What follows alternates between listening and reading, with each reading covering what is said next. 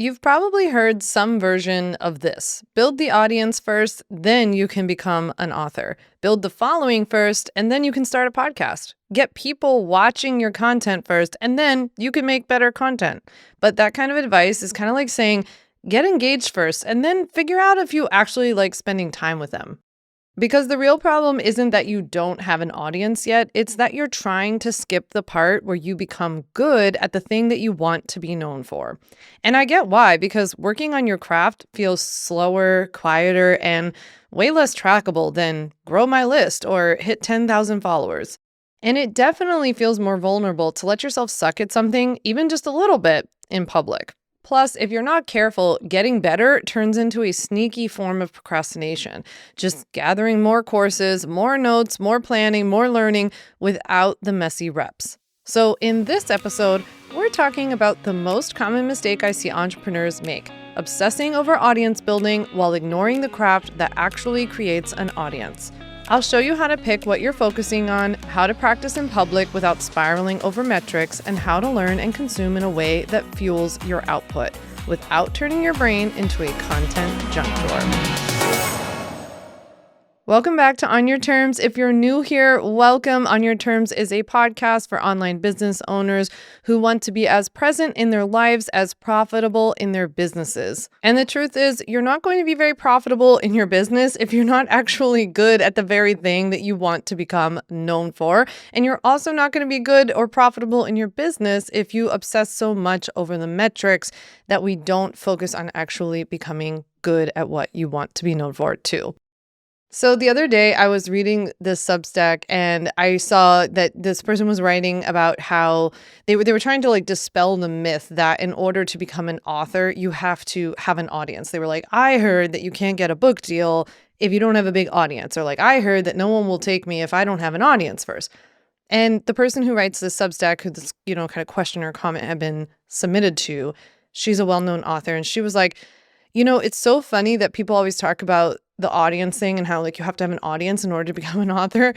She was like, what you need to become an author? To be a good writer. And I was just like, that is such a good point. Like, I've never really heard somebody say it so plainly that way. And she was like, actually, you need to become a good writer to become an author. And by practicing your craft, in this case, writing, in public, right? Becoming known for writing, being open to practicing this thing in front of other people before you know if you're good, before you have the adoration, before you get comments, before you have a lot of followers or people subscribing to your thing.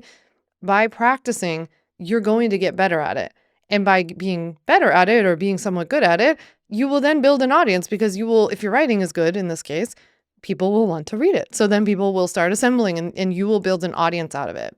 I remember when Ryan and I were getting married, which was almost 11 years ago now, which I can't believe. But when we were getting married, and I remember somebody had said, I wish people focused as much on their marriage and the like actual relationship as they do on their wedding. And that really spoke to me because, we were paying for the wedding ourselves. We were putting on like a really small, very intimate gathering, which was very cool, like very my style. It was very chill and was at like a pizza wine bar restaurant that had better food than like, everybody goes to a wedding and the food sucks. Like I was like, I want really good food. I don't really care if the wedding sucks. And so I was more concerned about that. And yeah, we were just more concerned and more interested in like us being a good fit for each other, that we had similar values. The wedding to me just felt like an opportunity to celebrate that. And so this analogy to me really spoke to me. And it's something I've noticed obviously over the years as I've seen people around me get married or in like media get married, where the wedding is such a thing, right? Such like an epic thing. And sometimes you won't see those relationships actually last. And it's like, it is true if they spent probably even half the amount of time as they did picking out the perfect flowers and table settings as like, how are we communicating? What do you feel about having kids? Like, how are we doing with money? We would probably be a lot better off. And so, kind of having, I guess, this mindset of like focusing on the right thing or focusing on the thing that you really want to nourish and develop. It also came up for me. I've talked now a couple of times about how I'm in this mastermind this year called Aspen. It's a group of really incredible entrepreneurs. It's a year-long thing. And there are a lot of people in the group who are also authors, like I am. I guess I'm trying to own that part, but I guess I also am an author. But they're authors, and it was really interesting observing them and hearing them talk, especially at our first in-person gathering in January. How much, I mean, this sounds really stupid, honestly, when you kind of say it out loud, but I was like, wow, they really take writing seriously. And it was just kind of an interesting observation where, I'm in a place where I'm like, in my mind, or at least I would tell you, like, I want to be a writer. I want to be a full-time writer. I want to be taken seriously as a writer. I want to be better at writing. I want to be a better writer. And I want to start gathering more of an audience for my writing, right? Not just because I sell legal templates or give tips for this, that, or the other thing. And so it was interesting to have the kind of that honest moment with myself where I was like, these other people who I admire and I look up to, I was seeing how seriously they take it and how much time they spend on their actual craft and how they're, at least in my opinion, not messing around probably as much with some of the little things that I do. Like they're not as prolific on social media, for example, because they kind of see it as a distraction from their craft itself. And a lot of them don't have big social media followings. A lot of them have relatively big email lists that they've built up through years of blogging, years of writing, books that they've written that have gone really, really well, networking, like a lot of in-person stuff. So a lot of different things, but it's interesting. Like they're not, most of them, Instagram superstars, which like, I think if you came up in my time period, like my little bubble of 2016, starting an online business, Instagram was, where it's at. And that's kind of how we've judged people up to this point of like, you have a more legitimate business if this is what you have. So it's been a really, really helpful, and I mean this in the best way possible, but slap in the face, like a wake up call of looking at these people thinking, wow, they're really taking this very seriously. And from my perspective, they're focused on the right things. And then it just caused me to think, like, if I want to be a full-time writer, if I want to be what I'm saying, like I want to get better at writing, I want to be known for this, build the audience, am I dedicating myself to the craft of writing like someone who wants to be a full-time writer? Am I taking it seriously like that? Am I owning it? I can't even tell people I'm an author, let alone a writer, and I have a book, right? So it's like I'm not doing that. But then it was also helpful to hear the way that they would describe their habits and their rituals and, how frequently they write and that they're okay writing things that nobody ever reads, for example, or that they write things that they intend for people to read but don't really care if it goes that well. So like I'm just seeing like kind of their attitude, their mindset, and their habits and reflecting on my own thinking, well, I'm not doing those things. And yet I say I want to be them, right? So those two things don't add up. It's really helpful to take a look at like the way you're spending your time and what you're prioritizing. Does that scream full-time writer? Like, does it scream full-time YouTuber if that's what you want to be? Does it scream like top podcaster? If you're not spending time developing the craft to learn to be a better podcaster or a better interviewer or learn more about audio or how to make better videos if you want to be on YouTube, how can you say that that's the thing that you want to be known for? How can you say that's the thing that you want to build an audience around? It's a really good way to observe how you're spending your time and what you're focused on versus what you say that you want. And do those two things match up, or are they pretty far apart?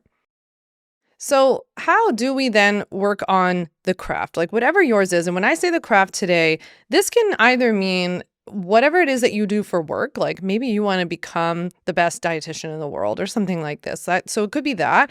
But your craft can also be the type of like the way that you want to communicate what you do and how you get your message out into the world. So this might come in the form of writing, of videos, YouTube, podcasting, right? Giving presentations, public speaking.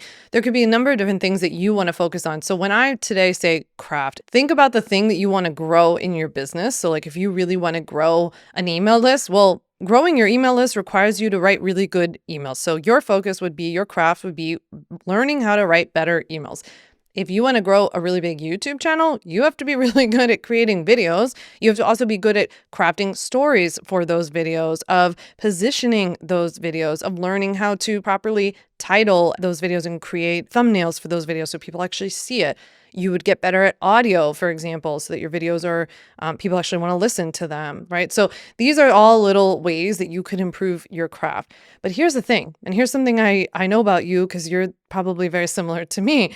How do we then balance this with not obsessing over the craft and getting too caught up in learning and gathering more information and taking courses and getting a coach and doing all the things, right? Like, it's very easy to get into this trap, like, of where you're saying, like, I have to get better at videos before I start on YouTube. I have to get better at interviewing before I ever interview someone. That is not what I'm saying today. That is not what I'm recommending.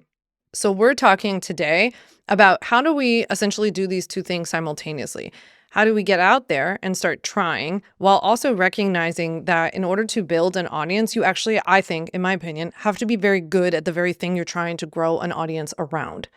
So far this year, the law has been cracking down on online business. And in my humble opinion, if you're running an online business or plan to start one in the next 6 to 12 months, it's really important to get informed about which legal foundations you need to have in place ASAP. I've got a free legal class that helps you learn how to start an online business the right way. It's called 5 Steps to Legally Protect and Grow Your Online Business. And in it, I'm going to cover the 5 simple steps that you need to take to create a business from scratch or make the one that you've already started legit. Sign up for my free legal class right now by clicking the link down in the show notes or head to my website, samvanderwielen.com. Let's declare this month as the month you'll inform yourself about what you need to have in place. After all, nobody is going to do this for you. You have to do it, I'm sorry to say. And I want to help over 10,000 people this year start an online business before 2026 ends. If you can't find a time that works for you, sign up anyway because I will send you the replay. I'll even send you a private podcast link so you can listen to the replay on the go. So press pause, my friend, click the link in the show notes to register for my free legal class right now. All right, have you done it yet? Because I will literally just sit here and wait for you. I'll have my podcast team insert Jeopardy music while you go sign up. It's that important. Or maybe we'll just have to use crickets because Jeopardy music might be copyright infringement. Or maybe I'll just sit here with some awkward silence. All right, you did it. Good job. I'll see you at class. I can't wait. Now, let's get back to the episode.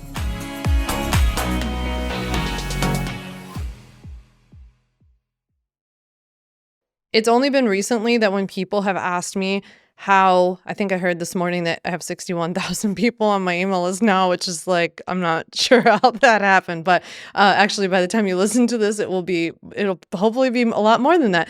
But I have finally gotten to the point that when people ask me when I'm out and about or conferences, they'll say but how did you grow an email like this? Especially given what you write about. And, honestly, I've just started saying, I think it's because my emails are really good. And so I just think that's true.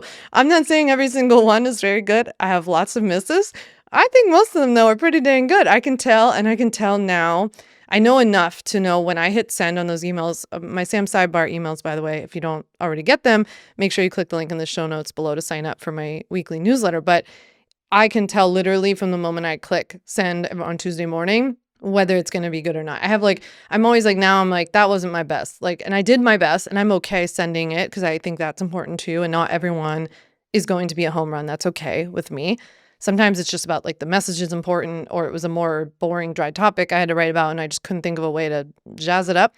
Other times I hit send and I'm oh boy, here we go. And then the replies start boom, boom, boom, boom, boom coming in. So I have a better feel for that. That's only because I have written a weekly newsletter every single week without missing a week since 2016.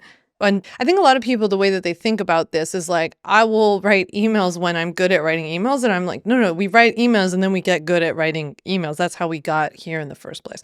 So all that to say, I have several ways that I think you can practice this of actually improving the craft of whatever you're trying to build while also not obsessing too much. And the first thing is that we need to focus.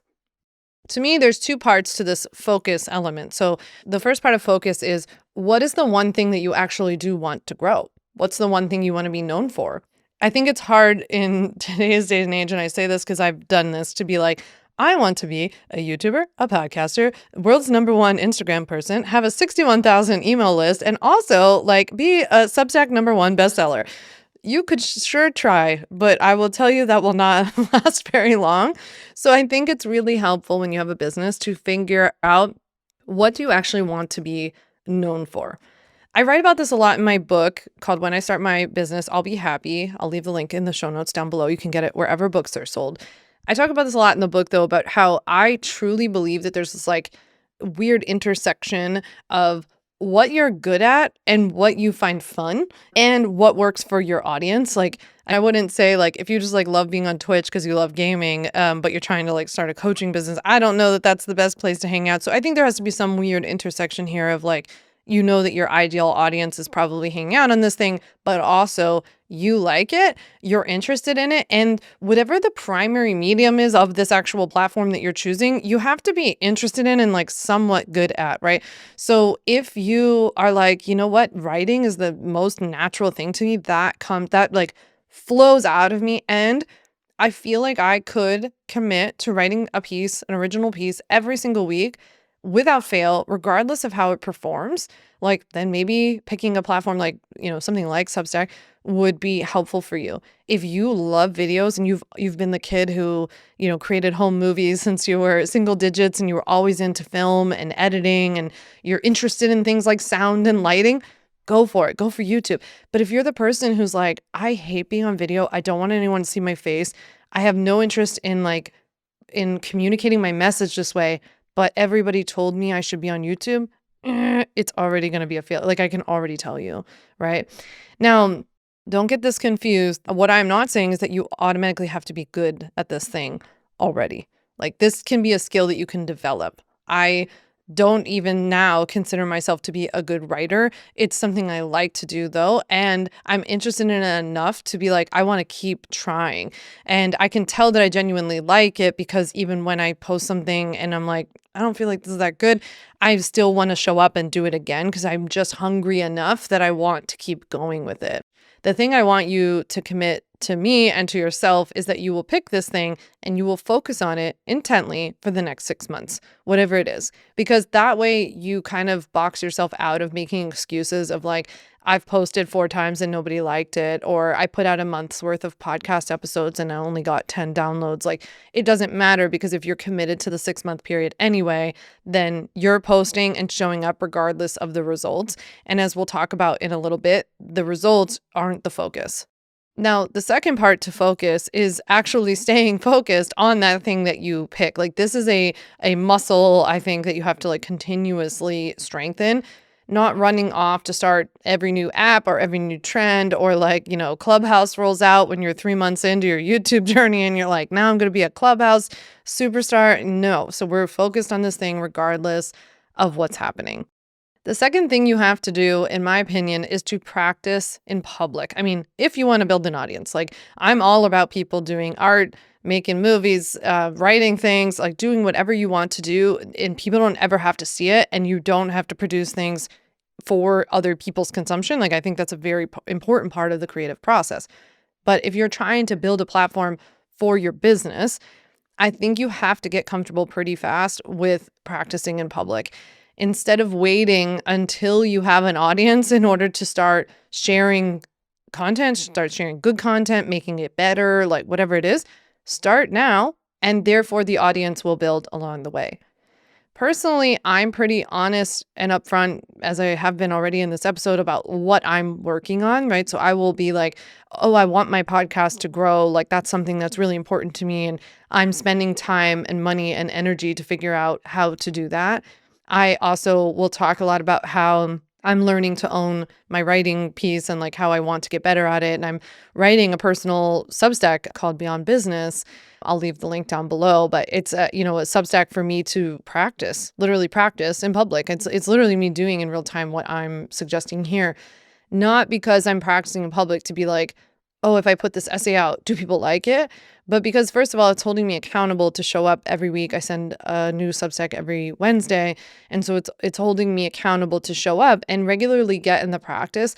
It's also bringing me closer to that goal of like, how I was saying earlier, my Aspen friends, they are dedicated full-time writers. And I'm like, well, if I say I'm a dedicated full-time writer, I have to be writing and I want to build an audience around people who know and like my writing, this type of writing, not legal writing. So where am I doing that? Well, for me, like Substack was a natural place to do that. I think one of the biggest mindset shifts for me that I'm like currently working on and evolving through this year is that I saw my personal writing, like on my Substack, for example, as a nice to have. Like it was like, once I get all my homework done, I can then go do this. If and only if everything in the business is perfect and I've gotten all my to-dos done and all of this stuff. It wasn't until the beginning of this year of 2026 that I started to carve out some habits that prioritize my own writing or my own like reading about writing or reading fiction, for example, which I think really helps my writing, and carving out time to take writing classes and do all these things. It wasn't until I started to do that that I actually became more consistent, because on all the other weeks, I was able to make an excuse of like, oh, this big thing's going on in the business. Oh, we have a promo right now, or oh, something's going on with the team, or like some other project that I'm working on. So it was just very, very easy to fall to the back burner. This is where we really need you to get your reps in, because the more that you do this thing, the more that you are, getting used to taking footage, then editing that footage, even uploading the footage and figuring out how to organize it and properly label it, and then edit it, and then color correct it, and then adjust the sound. Every rep that you do, you will get better and better and better. And the more change that you'll see in your actual craft itself.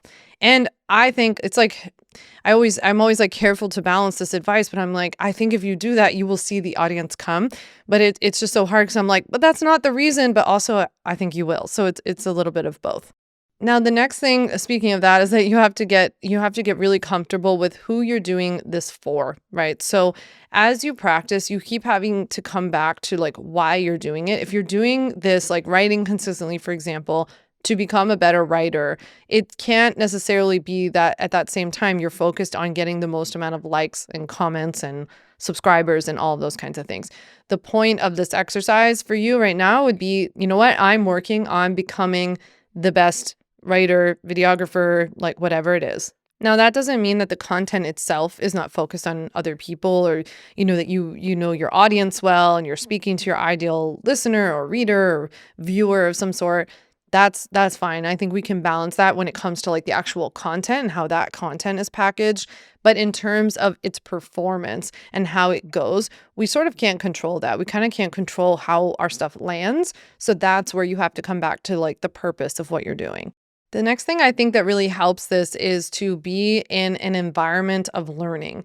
If you can join a group or a community of other people who are also working towards, if not the same goal, then who are also just like goal oriented, right? They have similar values, and maybe they're trying to build a very different kind of business than you, or maybe they're trying to become a full-time author when you really want to grow a YouTube channel. It doesn't really matter, in my opinion. I think it's just even the idea of being around other people who are so like growth mindset oriented, who are working towards similar goals, who are creative and inspiring.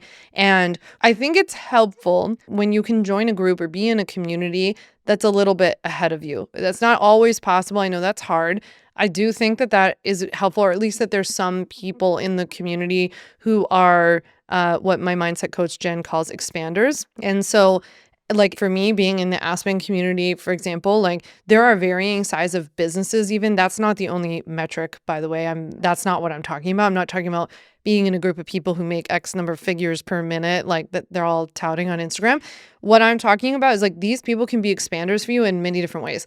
They could be expanders for you in asking for what they need. They could be expander for you in owning space, of not being afraid to make mistakes, of going after what they want, for having built an audience in public. Like there can be lots of different things. So in my Aspen group, for example, one of the things that feels so expansive for me, for the authors, is their ability to own that, right? And to own what they are and just say like, yeah, I'm a full-time author, and like, yeah, I would just get this next big book deal. Like, why wouldn't I? And there's little me standing over here being like, who would ever give me another book deal? It's very helpful for me to be around that and see what's possible and how that mindset then translates into their experiences and what they ultimately get. And the stories that I'm telling myself while I'm sitting here, now I have real life examples of the fact that those stories are not true. These stories that I'm sitting here telling myself is like, well, what about, I'm going to make up a name like Jake over there who's out doing it, right? So that it's just not true anymore. And it makes it really hard to continue to buy into those stories that you have about why you can and can't do things. I think this is where it's really helpful. A lot of times people ask me for an episode. We can do this episode. You can let me know, feel free to reach out and let me know. But people often ask for like an episode on how to pick a mastermind or how to pick a business coach. And one of the things I think has been the most helpful for me is picking a mastermind that's focused on implementation and not just like dreaming, talking kind of thing. And also, the mastermind I'm in is really not at all focused on business. This is not how it's marketed, but this is in my experience. Like, it's not all about business, like tactics or strategy. Like, no one in there is talking about like, here's 3 ways to improve your funnel conversion percentage. Like, there's none of that is happening. People are talking about relationships and team building and mindset and bumping up against growth, like growth problems and what's next for them and pivots and all these like bigger things, right? But people are also doing the work. People aren't just sitting around. So it's really helpful for being around other people who are actually doing it. I think Substack, by the way, is such a sleeper like place to look for a community of literally anything that you want to do in your life. My friend Michelle sent me one about like there's a writing prompt Substack that just helps people who want to do like script writing, right? And like playwriting. And then there are incredible Substacks for people who want to write nonfiction or memoirs only. Or there's a Substack that I followed that helps people just to write what they call micro prose, 300 word, like little mini essays. I know for sure that there are ones for people who want to make art or be better journalers or want to be an influencer. Like there's literally any kind. But I think that people are creating very cool communities there that for like $5 a month, you can get community, you can get prompts, support, education. So I wouldn't sleep on that and maybe poke around a little bit on Substack even to look for something digital. Now more than ever, when you're focused on the medium that you really want to grow, you have to be really careful about what you consume and how much you consume. So I'm talking both literally on like Instagram or social, whatever your social media app du jour is, like you have to be careful there for one of not, doom scrolling and whether that really feels good to you. And if that's feeding a part of you that's like feeding into like a little bit of confirmation bias where you go to those apps to see how other people are doing what you want to do and then use that as like bad fuel to fuel these stories that you have about why you can't do it or why it's different for you or why it was easier for them. So that's one part of it. But I think the other part, I'd rather talk honestly about the more like positive part of consumption because we talk so much about what you shouldn't consume, but people often don't mention how helpful it can be to consume good things, right? That are more positive.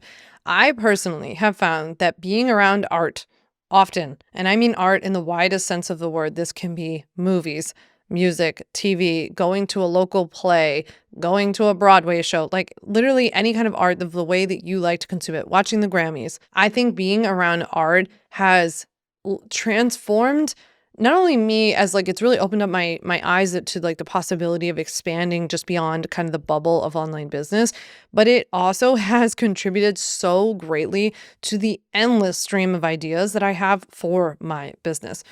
When people ask me how I'm able to come up with so many ideas for stories, like all my emails for my weekly newsletter are always story driven. It's pretty much always art. Like I can't tell you how many of my emails were born out of like Frasier episodes that I watch before I go to bed and how like I just saw something funny on there and then I'm like, oh, this is just like how this thing happens in business. And then that's what sparks the idea. One of the people in my mastermind owns like the most famous guitar pedal company in the world. And he's like such a cool guy and just is coming out with a book that through Jack White's publishing company, like just so these people are so cool and so interesting. And you might think like, how the heck is that helpful to you you sell legal templates and you're in a mastermind with a guy who sells guitar pedals to John Mayer, right? How is that helpful? Well, it's very helpful. It is very helpful for me to hear how his mind works. If you read his emails, the guy sells guitar pedals and his emails are the most fascinating emails. Like there's so many things that you can be inspired by. And I actually think I would make the argument and I would push you to think that it's actually more beneficial for you to be around people who don't do what you do than to continue to like swim in this pool of sameness around the people who do what you do. It's too much sameness. It's why the messages are boring. It's why you're fighting for the same people. It's why the content looks the same. It's why you feel like you can't stand out. It's why you feel so like blank when you try to come up with ideas, because you've consumed so much about everybody else's ideas that you have not given your brain space to flex to come up with your own. I also think, talking about consumption, that if you want to, for example, have an awesome podcast, I think you have to listen to a lot of different kind of podcasts. I think you have to become obsessed with podcasting. If you want to be great on YouTube, I think you have to watch a lot of different YouTube. And I'm not talking about YouTube videos about how to grow on YouTube. I am talking about watch travel videos, watch people who create YouTube videos about, I don't know, living on the island close to the North Pole called Svalbard, like I do with Cecilia. I'm obsessed with Cecilia. I talk about her endlessly. And by the way, I was watching her video the other day and my book is on her shelf in the background. It's like, that will continue to be the highlight of my life, but I love her so much. But for example, like when I see Cecilia on Svalbard sharing her life about what it's like to live in the Arctic Circle, it is so inspiring to me when I watch her. She's so comfortable being herself that she makes me feel like so much more comfortable and inspired to show up as I am, right? Of like, you're having a bad day, you don't think you look great. I'd like, Cecilia just like doesn't care, and she is her. And the other thing I love about her, she never addresses it. She doesn't apologize. She's never like, sorry, I did this or I look like this. Nope. It's like, she's just there sharing her life. She also has impacted me so much personally, where I've never met someone who's so in love with where she lives, and despite like tough circumstances, and she turns everything into such a beautiful, positive moment. And that has helped me to be a better creative of like, how can I share that about where I am? How can I translate that attitude and that mindset into me, my own business, what I'm creating, right? So I think there's so much to this about consuming from other people, being a fan of the platform that you want to grow on, and just generally getting filled with inspiration and getting so many ideas from people who are different than you. Last but not least, I just want to leave you with this idea that you have to be gentle with yourself, because this is a process. Like, I still fall off the wagon quite often, and I get bummed when something I'm saying that I'm doing for the reps and the craft and trying to get better at writing, if it doesn't perform well, I will get bummed. And then I'm like, oh wait, that wasn't the point, right? Or I will start looking like on a particularly bad day. It's funny, like it's almost like then I seek this out. So I will then like go and look at like Substack stats, for example, and I'll be like, oh, when I write about this topic, like people don't like it. Or when I write about this topic, it goes well, so I should write about that more. And then I'm like, wait, I'm getting back into performance mode. I'm getting back into this idea that I'm creating content to see how it goes for other people. That's not the point here. The point here is for me to get better at writing, for me to find my writing voice, and for me to figure out what I even want to write about, so that one day I can build an audience, or maybe along the way, it builds an audience there, trying to figure out, you know, what lands, what's like both in the intersection of like what lands with other people, but that also is what is most true to me, and like what is really coming from me, from the most creative, purest place, I guess. And next week, by the way, if you're interested in Substack, because people keep asking me about this, next week on the podcast, we're going to be talking about how I grew to 1,000 subscribers on Substack with really very, like, I would call it a light lift. So we'll be talking about Substack next week if you want to learn more about that. All right. So with that, I hope that this episode was helpful or inspiring to you in some way. I'd love to hear from you on Instagram at Sam Vander Wielen, or reply to any of my emails that you get. Before you go, make sure you sign up for my weekly newsletter, Sam Sidebar, and also for my personal Substack, Beyond Business. I'll leave the link down below for both of those. They're both completely free to you, and I'd love to see you there. So with that, I'll chat with you next week all about Substack. Thanks so much for listening to the On Your Terms podcast. Make sure to follow on Apple Podcasts, Spotify, or wherever you like to listen to podcasts. You can also check out all of our podcast episodes, show notes, links, and more at samvanderwielen.com/podcast. You can learn more about legally protecting your business and take my free legal workshop, 5 Steps to Legally Protect and Grow Your Online Business, at samvanderwielen.com. And to stay connected and follow along, follow me on Instagram at Sam Vander Wielen and send me a DM to say hi.